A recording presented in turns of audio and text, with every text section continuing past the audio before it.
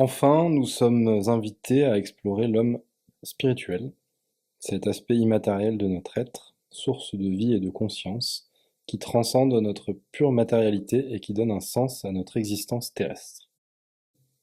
Voilà. Donc là, on rentre effectivement dans la dimension purement spirituelle.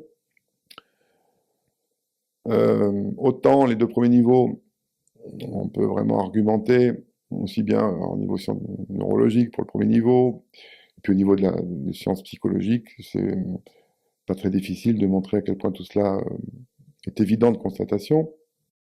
Autant le niveau spirituel, on entre dans le domaine de la foi, de l'expérience intérieure, et nulle question d'aller argumenter pour prouver quoi que ce soit. Et là, aucune vérité à apporter, si ce n'est une expérience intérieure et une expérience aussi qui a été vécue, partagée par des milliers et des milliers de personnes avant nous. Et pour ça, il faut juste être curieux d'aller chercher les sources, les témoignages. Donc c'est vrai que il y a une critique que l'on entend souvent par ceux qui sont plutôt sur le côté athée ou matérialiste, c'est que les religions, la spiritualité auraient été inventées pour justement circonvenir aux peurs que l'on a de l'existence, à la peur de disparaître, qu'il n'y ait plus rien, quelque chose qui pourrait justement un antidote artificiel à l'absurdité finalement de l'existence. Puisqu'on vient, on est, et puis quelques temps après, ça dure pas longtemps. On s'en rend compte quand on vieillit que ça dure pas si longtemps que ça, la vie, une vie humaine. On disparaît, voilà. Mais ça, c'est une réponse facile. C'est aussi c'est une réponse qui n'a pas plus d'arguments non plus que ceux qui sont plutôt du côté de la spiritualité. Donc pour moi, ça a été une évidence vraiment très jeune, alors là, clairement dans l'enfance, alors que, encore une fois, il n'y a pas beaucoup d'éducation religieuse. Chez moi, il y a un petit peu, mais sans plus. Mais pour moi, ça a été une certitude assez rapide. Et donc, ce sont des domaines que j'ai étudiés, que j'ai commencé à étudier plus sérieusement dès l'âge de 17-18 ans. Et j'ai fait toutes sortes d'expériences. J'ai fréquenté des groupes, une fois j'ai été dans une secte, moi je ne le savais pas au départ, mais je m'en suis rendu compte relativement vite, relativement rapidement. J'ai fréquenté d'autres groupes spirituels, ésotériques.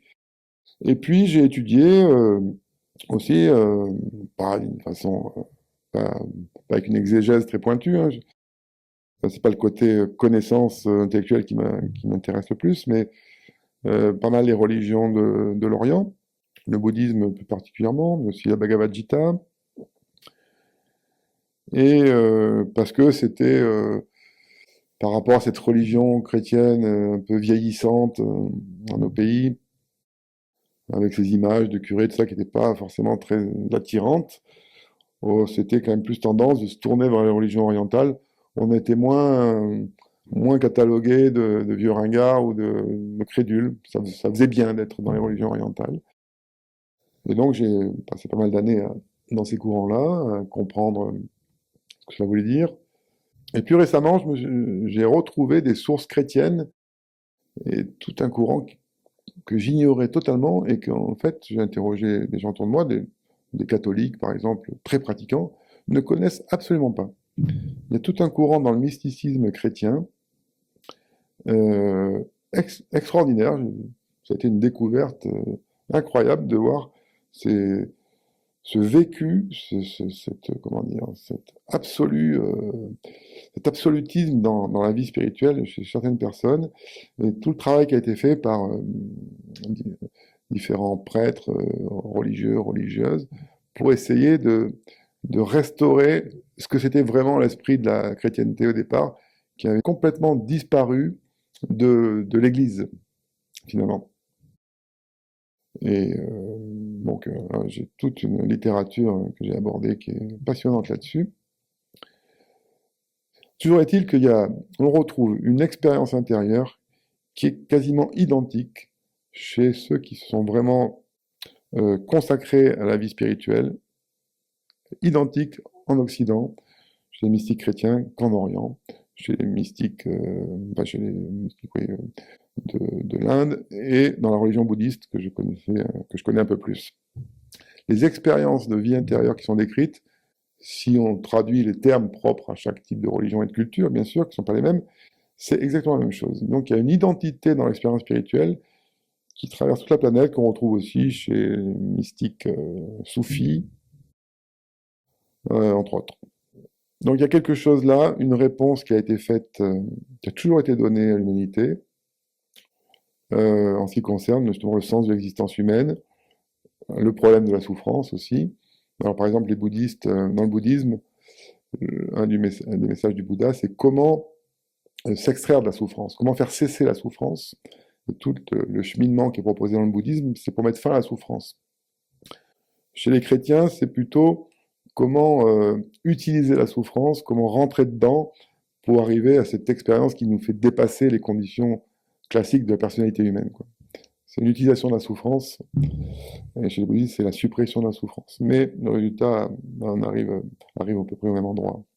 Pour moi, cette certitude, cette foi, c'est que ce qui peut expliquer l'existence humaine, la justifier, c'est qu'on a une dimension autre que ce qui est apparent, que ce fonctionnement basique animal, que notre personnalité, aussi imparfaite soit-elle, et que ce qui amène finalement la résolution, c'est quand il y a une jonction qui se fait, quand ta personnalité s'est suffisamment raffinée, nettoyée, euh, pris la responsabilité de ses failles, de ses défauts, et qu'on sait exprimer notre qualité, à ce moment-là, il y a autre chose qui peut infuser la personnalité humaine, qui est de l'ordre du spirituel, qui est de l'ordre de l'âme, qui est de l'ordre du divin, et qui donne tout le sens, tout l'accomplissement de ce qu'est l'expérience humaine, et dont ont témoigné